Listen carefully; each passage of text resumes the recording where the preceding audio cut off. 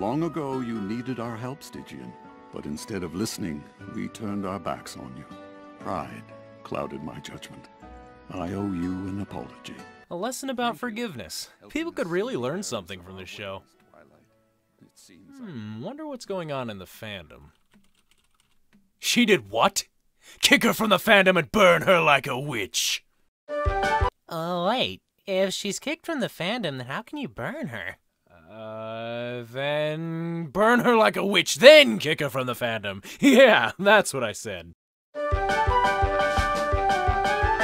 Hello interwebs, I'm Eric and welcome to TheLooneyTurtle. So I've been a member of the Rift community, A subset of the Brony community. for a few years now, and in that time there's been a fair amount of drama. So much that some people have based their channels entirely around ranting about it. I find it a little ironic that a group of people who were brought together by a show that revolves around the magic of friendship is gravitating around this kind of destructive content. We literally watch a show with friendship morals and follow a group that embodies harmonious virtues. We should be putting these morals of redemption, honesty, understanding, and forgiveness to use, but for some reason this idealistic philosophy is just a part of the cartoon that brought us all together. The show may be preaching to the choir, but I suppose it's understandable. When rant videos are made, it's usually a spur-of-the-moment thing rather than a carefully considered narrative. You want to bring them down a peg, treat them like a child, sit them down, or get them to drink bleach. Drink bleach and die, Looney. Go to a Google Hangout and hang yourself. Buy a rope. You can do it, Looney.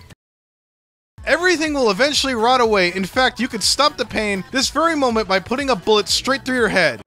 That was a collection of memes, so it was just a joke, right?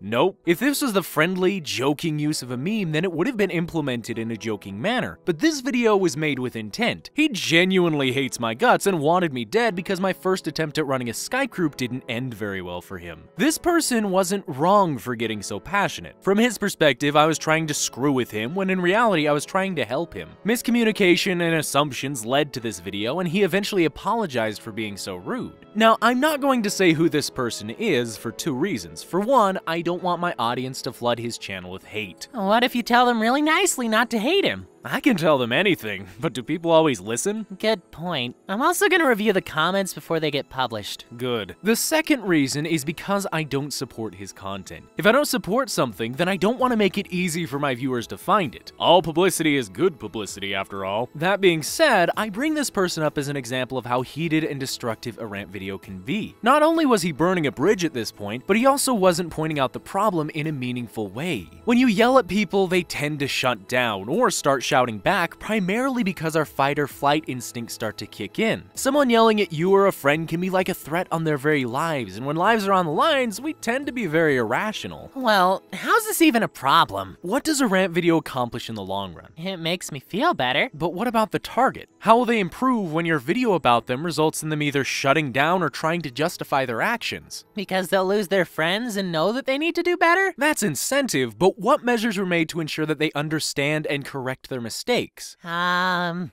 that's the problem. How can you expect someone to improve if you get them to stop listening? The short answer is that you won't. These videos usually only give the uploader satisfaction in knowing that something was done, and the audience, depending on their loyalty, will now have a new target to harass or gossip about. And that gossip can be detrimental to more than just the target. While the target of a rant video may be able to continue with their lives after being told these kinds of things, the audience might not have the same power of will. They may see someone yelling at an autistic kid and think that the mental disability is the problem. It can make a viewer with that disability think that having it means that they should commit suicide by one of the colorful methods that have been laid out for them. But we'd hear about that kind of thing, right? Parents don't always monitor their children's internet history, so the cause of suicide could die with them. The fact that someone hasn't spoken up about suicide caused by a specific YouTuber shouldn't dissuade uploaders and viewers alike from keeping this very real possibility in mind. What someone says can cause the audience to do unspeakable things, so it's important that anyone with a following keep a careful eye on what they say.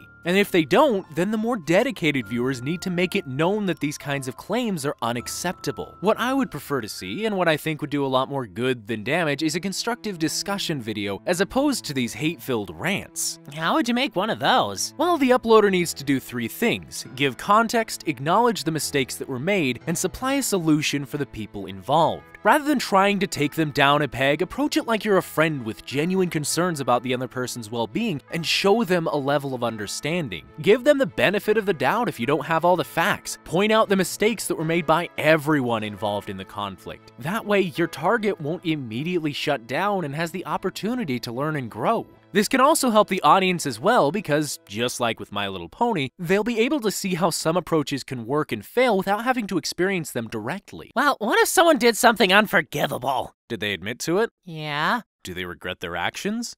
Yeah. Then forgive them. Why? Didn't I specifically say that they did something unforgivable? Yeah, but you agreed that they admitted to their mistake. If someone genuinely regrets something, then I don't believe that they should be hounded for it because they already know.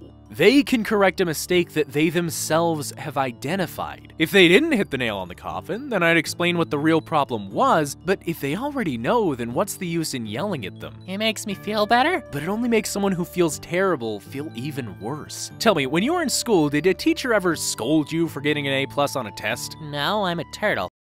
Just read the script. Oh, no. Why would a teacher do that? You obviously knew all the answers. Then why would it be alright to yell at someone who already admitted to their own mistakes? It wouldn't. Also, you're really amazing at what you do, and this is why I don't read your scripts. Fine, I'll be more subtle next time. Good. Well, shouldn't people still get some sort of punishment for their actions? Yes, something needs to be done as a result of someone's actions. Whether they get banned from a group for an extended period of time, or pay people back in some way, consequences lead people to understand the gravity of their actions. However, these punishments should be settled by the parties directly involved, not a self-righteous outsider who heard about the situation from a friend of a friend. Mods of a group can take the time to understand a situation and implement punishments. Friends asked to help can take the time to understand a problem and help the people involved reach an agreement. But 5 people shouting about what they heard from the grapevine shouldn't be the ones to implement punishment for a situation. Oftentimes they don't have the full story, and the actions of commenters and viewers of rant videos supply more punishment than is necessary for the mistakes that are made. If a problem doesn't involve you, then you should stay out of it until someone asks for your help.